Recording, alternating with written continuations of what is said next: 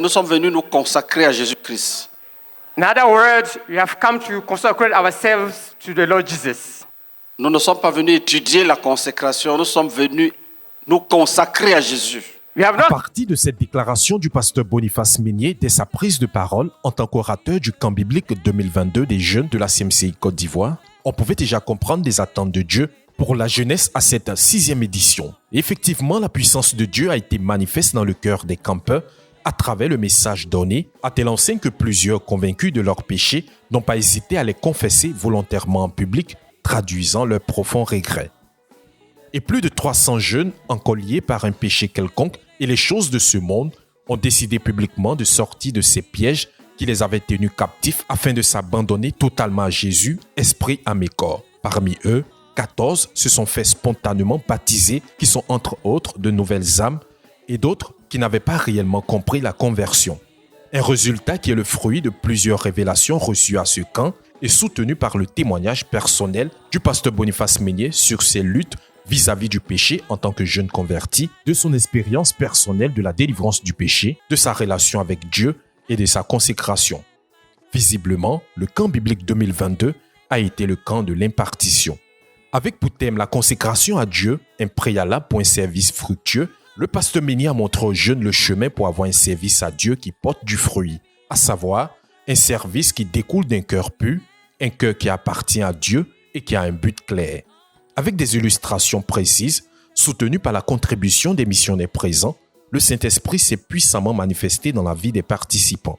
On pouvait le voir à travers des repentances claires et publiques, l'insistance dans la prière pendant le message, des jeûnes spontanés de repentance, la joie d'être libéré pour servir Dieu, les baptêmes spontanés et même la louange à Dieu qui durait des heures. Autant d'aspects démontrant que le camp biblique national des jeunes a réussi et a tenu ses promesses en termes d'impact. C'est de toute évidence que les jeunes repartent consacrés pour servir Dieu. De quoi rassembler la joie dans le cœur du président national de la jeunesse de Côte d'Ivoire pour la réussite de ce programme. Je voudrais saluer tous les frères, tous les participants et tous ceux qui n'ont pas pu effectuer le déplacement mais qui nous ont suivis en ligne. Je voudrais exprimer ma profonde gratitude envers toutes ces personnes et en particulier au pasteur Meignier Boniface pour la confiance qu'il m'a accordée et le privilège également de servir Dieu à ses côtés.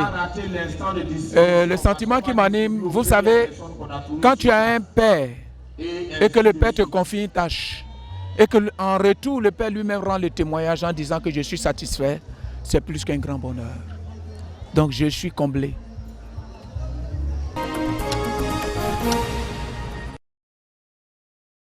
Avec près de 1800 participants, le camp biblique 2022 vient de s'achever. L'édition de 2023 a même déjà commencé, nous précise le président du comité d'organisation. Et nous partons de ce camp avec de grandes assurances, galvanisées pour aller conquérir la nation avec notre Père. Le camp 2023 sera un camp exceptionnel. Ce sera un camp très grand qui va regrouper un plus grand nombre de participants. Et je peux vous garantir que ces tentes ne pourront pas nous contenir. Donc nous allons travailler toutes ces années pour accueillir le flot de personnes qui va venir en 2023. Et ce sera un grand succès, c'est garanti. C'est sans doute que nous pouvons affirmer que les camps bibliques sont de grandes sources de richesse spirituelle pour l'Église qui est composée en majorité de jeunes. À travers ce programme, les jeunes vont dans leur localité comme des dépositaires de la vision.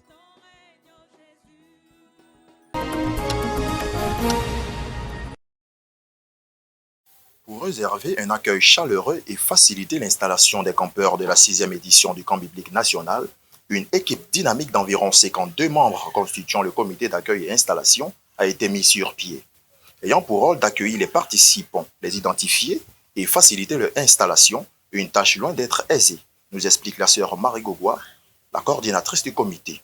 Notre équipe est chargée aussi de faire l'effectif, de veiller à ce que chaque participant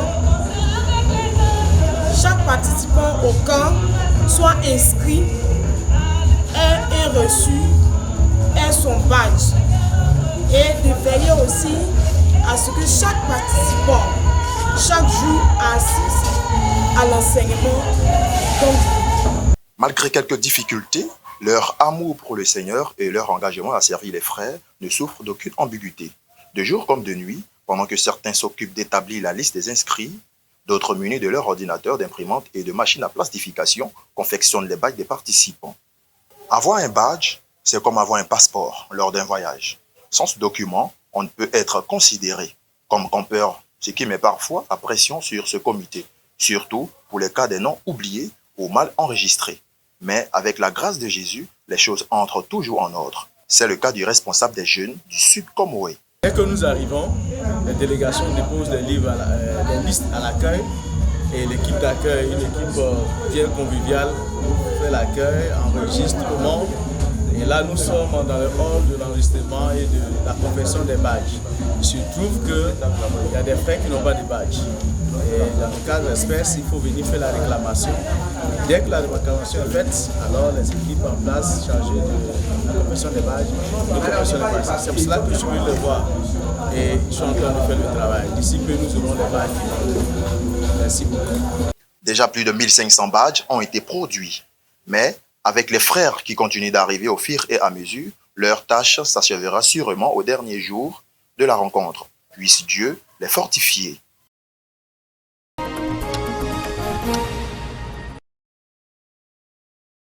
Cuisiner sainement et distribuer 3 repas par jour pour plus de 1500 personnes à Atiekwa, sur les sites du QG de la CMCI Côte d'Ivoire, situé à quelques kilomètres du centre-ville. Tel est le réel défi que les braves frères et sœurs du comité de restauration du camp biblique national de la jeunesse 2022 ont décidé de relever. Composés de plus de 50 frères et sœurs, ils sont à la tâche de jour comme de nuit pour concocter de délicieux plats pour le bonheur des campeurs. Un bonheur qui passe d'abord par des efforts conjugués de toute l'équipe face à la quantité importante de nourriture à préparer par jour, nous relate la première responsable de ce comité. Organisons avec des sœurs. Nous sommes au nombre de 15 sœurs qui préparons jour et nuit. Et nous nous rassurons que la nourriture soit prête à temps. On va faire le marché très tôt le matin. Et pendant que d'autres vont marcher, un groupe est sur pied. Il y a un groupe qui fait le déjeuner. Il y a un groupe qui commence le repas du midi. Pendant que celles qui allaient au marché reviennent avec les choses du lendemain. Et vu que le nombre d'inscrits pour le camp biblique ne faisait que s'accroître de jour en jour, conséquence, la quantité de nourriture à préparer devrait augmenter. Le besoin en ressources humaines devenait un impératif. Les jeunes zélés et engagés n'ont pas hésité à renforcer l'équipe suite à l'appel du comité d'organisation. Je suis ici pour aider les mamans, c'est-à-dire combler le vide. Vu les charges portées par les mamans, c'était vraiment compliqué ici à la cuisine. Donc nous les voyants, lorsque le pasteur a demandé qui sont ceux qui sont prêts, qui se sont portés volontiers pour aider les mamans véritablement, et moi j'ai levé ma main et j'ai pris la décision de venir aider les mamans par amour. Parce que vraiment la cuisine ici c'est pas facile.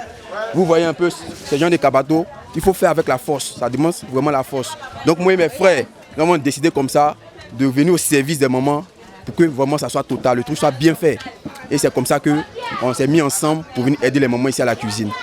Bien organisé avec une logistique impressionnante de plusieurs ustensiles de cuisine, tels que 10 marmites de 35 kg, 15 foyers, 15 bouteilles de gaz de 12 à 24 kg, des milliers d'assiettes et cuillères, des louches, des écumoires ainsi que d'autres matériels nécessaires. Ce sont plus de 500 kg de riz qui sont préparés par jour. À cela s'ajoute une diversité de nourriture très friande des jeunes, tels que la tiéké, l'igname, les pâtres et bien d'autres mets. De quoi rassembler la joie dans le cœur des campeurs. Si cuisiner est un défi, distribuer la nourriture en est un autre. À cet effet, 6 buffets ont été mis en place pour faciliter le service. Et à chaque pause déjeuner, ces buffets vides deviennent en quelques secondes bondés de monde, avoisinant les 300 campeurs par buffet. La pression devient donc une réalité pour le service de distribution. Ce n'est pas en 5 minutes qu'on sert près de 2000 personnes. Et malgré le temps que peut prendre le service, les campeurs font toujours preuve d'une patience légendaire. En lieu et place des plaintes, ils expriment au contraire leur joie par des pas de danse et louanges à Dieu dans les files d'attente. Louanges découlant des cœurs affranchis par la parole reçue dans la journée. Souvent, je me demandais, Seigneur, il a fait quoi? Alléluia, alléluia, Seigneur Jésus m'a délivré. Oh, alléluia, alléluia, alléluia.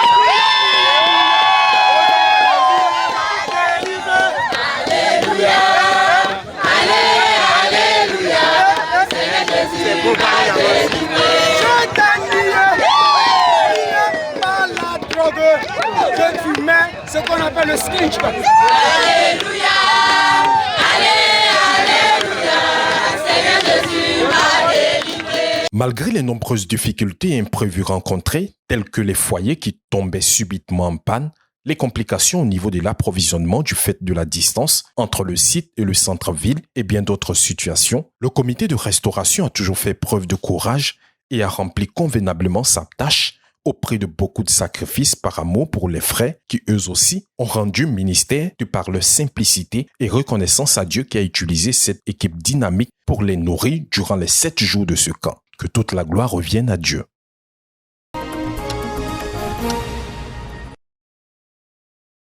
Avec près de 1800 participants, nous avons prêté notre micro à certains qui n'ont pas hésité de nous partager leur édification. Je suis le frère Kwaku Edgar Stéphane, je suis de la zone d'Abobo. Mon faiseur des disciples, c'est le pasteur Mbama Yannick. Je suis le président de la jeunesse du sous-centre de Dokui. Dieu m'a fait la grâce de participer à cette sixième édition du camp biblique. Et aujourd'hui, j'ai été pleinement béni à travers le message que notre leader a donné. Il parlait de, en tant que faiseur des disciples, il faut savoir qui tu suis. Et tous ceux qui suivent, tous ceux qui se font suivre, doivent savoir que le but, c'est pour la rédemption. Amen. Et véritablement, ça m'a beaucoup touché. Et parce qu'effectivement, il a dit que tout ce que nous faisons, le but est rattaché à la rédemption. Et c'est ce que nous devons retenir. Et que s'il y a quelqu'un qui te suit, c'est pour le ciel, c'est pour la rédemption. Amen. Que le Seigneur bénisse, je suis le pasteur Baye Gérard, je suis missionnaire à Vavois. Mon frère disciple, c'est le pasteur Achille Gogoa, missionnaire à Daloa. Et en ce camp biblique, l'une des choses qui m'a marqué, une des vérités qui m'a marqué, c'est dès l'entame. Lorsque le Seigneur nous faisait comprendre que nous avons été sauvés, non pas pour notre plaisir, pour nous balader, mais pour lui appartenir totalement. Nous devons vivre notre vie en lui appartenant totalement, en nous mettant tout ce que nous sommes pour le servir. C'est une des choses qui m'a vraiment marqué. La seconde des choses qui m'a marqué, c'est que quand on se met à part, Dieu nous consacre et on devient en même temps l'ami du Seigneur. Il se révèle à nous, il nous conduit dans ce que nous faisons et nous produisons beaucoup de fruits en tout cas. C'est les choses que j'ai comprises en tout cas. Ça m'a beaucoup marqué. Que le Seigneur bénisse. Je suis le frère Nguesson Kwaku, ancien de l'église de San Pedro. Mon frère disciple, c'est le pasteur Emmanuel Kwao. Et la vérité qui m'a retenu, que j'ai retenu dans l'enseignement d'aujourd'hui, la vérité dit que quand tu es consacré à Dieu, tu vas de révélation en révélation. Et il n'y a pas de barrière pour que Dieu te parle. Il n'y a pas de barrière pour que Dieu te donne des consignes. Tu deviens un ami de Dieu. Et vraiment, cette vérité m'a beaucoup touché. Et cela veut dire que quand quelqu'un est consacré à Dieu, alors il entend facilement la voix de Dieu, il est conduit, il est dirigé par Dieu. Et il n'y a pas d'effort. Par contre, le péché bloque les révélations. Le péché bloque la relation entre un enfant de Dieu et Dieu. Je bénis Dieu pour cette vérité. Je rends gloire au Seigneur.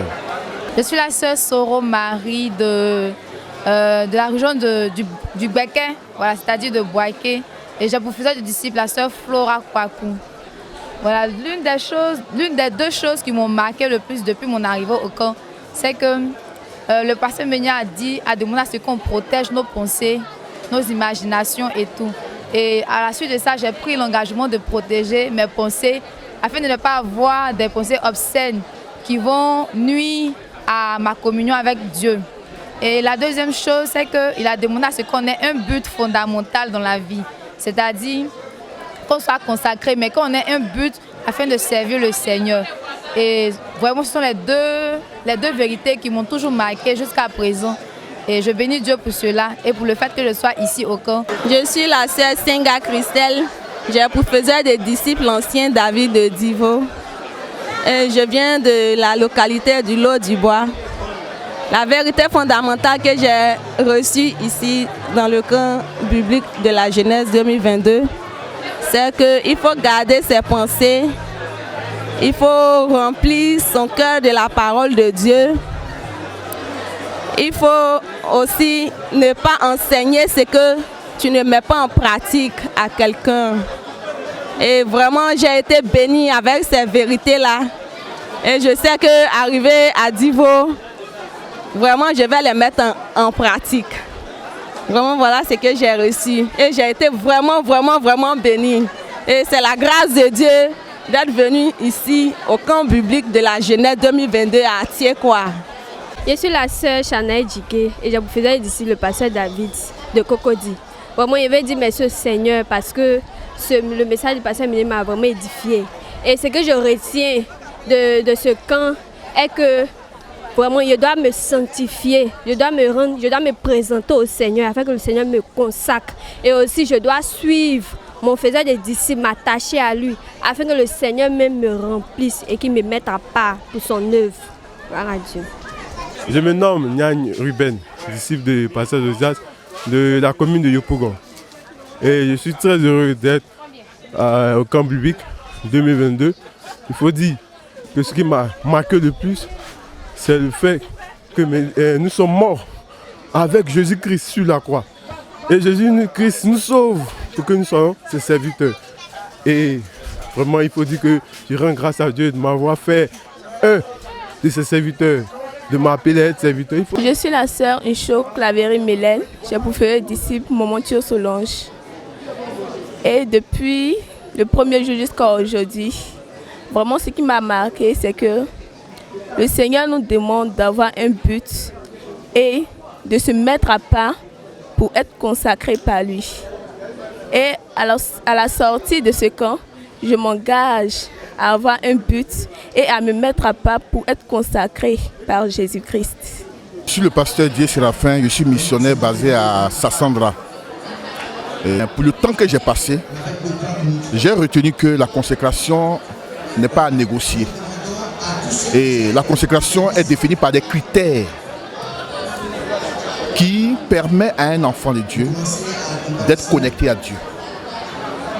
Et à ce camp, nous avons été beaucoup enseignés sur la nécessité absolue de ne pas négocier avec le péché, d'être transparent avec Dieu, d'être ouvert à son faiseur des disciples et d'aimer Dieu dans la vérité.